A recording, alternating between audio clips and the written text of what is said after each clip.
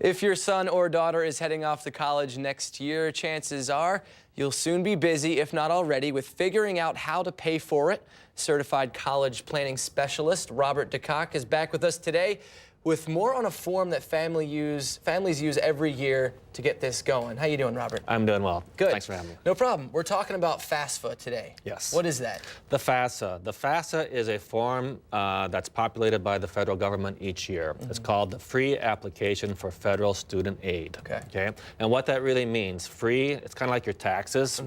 You don't need to pay to file your taxes. It's free to file. It is an application for federal student aid. Okay, that's the government in Washington, D.C. that distributes certain funds to certain families each year to help them afford college.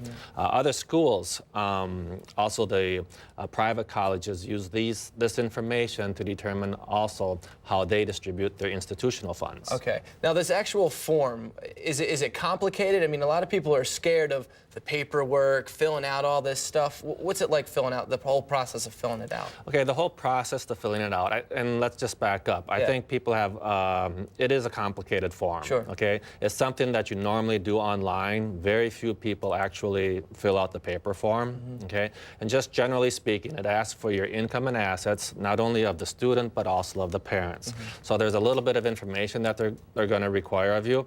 Probably the biggest thing that scares people is that they think they should be able to do this like within 5 minutes, but then they're asking for PIN numbers and their students' numbers, and it's something that one has to allow a little more time than just to do at the halftime of the Super Bowl game. Right. Why should we fill this out? Why should we apply for this here? It's very important, regardless of your income and assets, even if you make substantial amounts.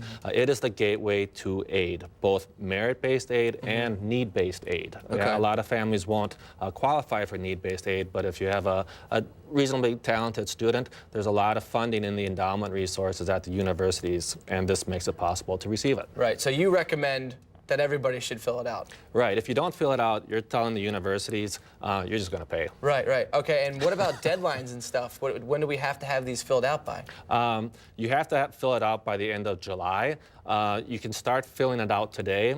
You do not need to wait for your taxes to be done. You can estimate it. And some of the funding is awarded on a first-come, first-served basis. So it behooves you to say, well, let's fill this out as soon as possible. Okay, so everyone fill out your FAFSA.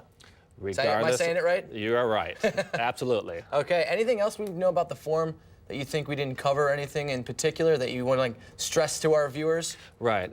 It's one part of the whole picture as far as receiving aid. The colleges are also going to look at your GPA, whether you're involved in activities, whether you are someone that they're familiar with, and if they want you, they have resources, and this is just one part of the puzzle, so it's a little more complicated. So all in all, this is a very important document to your college education. Right, and you want to fill it out and you want to be accurate with it. Perfect. All right, thank you so much, Robert. Thank you. All right, coming up